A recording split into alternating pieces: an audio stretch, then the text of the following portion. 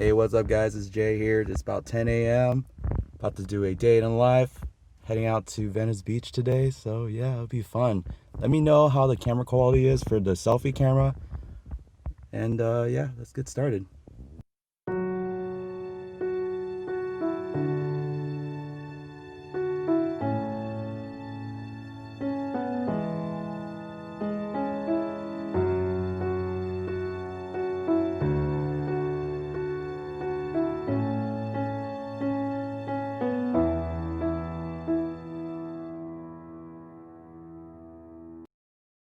I've been pleasantly surprised with the Pixel 4a over the last couple weeks.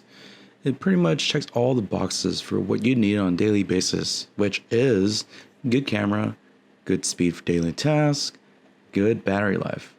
What else can you ask for, really? It doesn't have all the bells and whistles,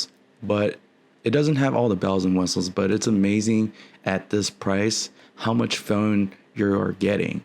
So that was a bit into how my day went. I want to also highlight some things as to why I think the Pixel 8 is good enough.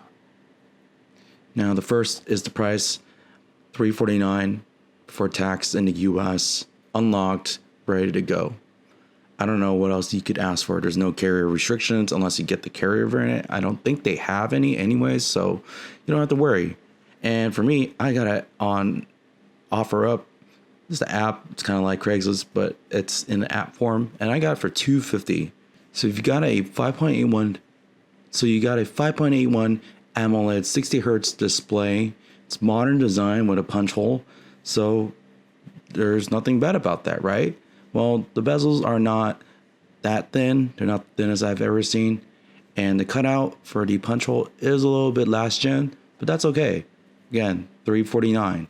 It's not top shelf, but it's good enough. Also, the panel gets bright enough, barely enough for outdoors. So the build quality of the Pixel 4a is pretty good. It's all plastic polycarbonate back. Feels pretty good because of the matte finish, so it doesn't really get too many fingerprint smudges.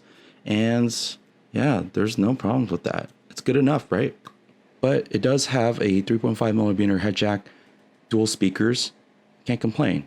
Volume rocker is pretty good, and so is the power button. You can see that it's like sage green there. And then the haptics are actually a surprise here. They're pretty good. And Pixel's always been known to have really good haptics, and this is no exception. So if you are a person that enjoys that feedback, this phone is something to consider. Now, I did notice that the off-axis shift is noticeable with whites the most. So when you're watching content with white content, a lot of white backgrounds and things like that, you're going to have a little bit of an off-axis hue going on there. It's like a blue or purple hue. But when you do it more normal colors, you're not trying to test it like I was, you won't really notice it. So hot take, I prefer the rear fingerprint sensor over optical. I love night mode, and most phones with optical fingerprint sensors are ruined when this turns on at night. I don't think this is a nitpick either, because Google seems to have an idea of what they want in their software experience, a la Apple. Much like iPhones have that consistency when they use their Face ID to unlock, and you have the notch there, and then basically at night you can have everything orange even when the screen is on with the always on display. And Google has their rear fingerprint sensor to stand out with. So speaking of consistency, the Pixel 4a uses the Snapdragon 730G. So again, good enough, but not great. So it doesn't have the upper version, the 765. Again, that's okay. Remember, $349. Totally okay for this price.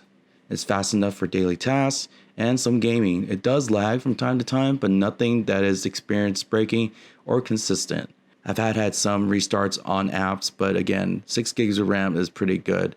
So games like Genshin Impact, I wouldn't expect this phone to be able to run it smoothly all the time. And then this is all packaged with a great all-day battery life. I'd give it a B or B plus for me. It lasts all day. I can get through it like 5 or 6 hours of screen on time. That's pretty good for what it is. And then because of the Snapdragon 730 that's being used, it's power efficient enough to get the most out of 3100 or so milliamps to last the entire day. So, and then when you want to top off, you can charge, and has 18-watt power delivery USB-C connection. And once again, that is good enough. Now onto the camera. This is it. This is where the camera isn't just good enough. It's great, really. Thank you, computational photography. Now, this is amazing for an old hardware that they've been using since the Pixel 3, the IMX636 from Sony. I'm guessing that they're using the same hardware because they've basically developed the algorithm and the model to work really well with this piece of hardware. The images are pretty much what you expect from Google. Natural colors, sharpened, super HDR look. So super balanced looking. It's not totally natural in terms of the textures and things like that, but the colors are pretty natural there. Video gets the job done, but nothing special or amazing here. It's always been a weak point of Android/Google phones, so I'm not really surprised here.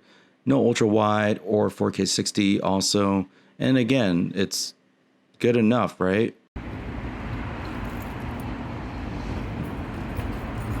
But there's this thing called tacos de canasta.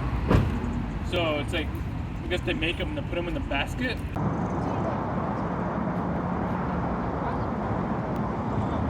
And so in conclusion, is the Pixel 4 good enough? Have you guys skipped over to here, just a tldw? Without a doubt, yes.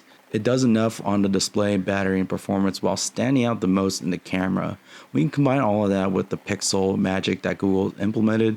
The asking price of $349 is pretty much a no-brainer to buy. This is probably the phone of the year for most people, especially in this current climate. So I hope you guys enjoyed this video. Please consider liking and subscribing. Enable those notification bells if you guys want to see more content like this. I hope you guys have a good day, and I'll see you guys next time. Peace.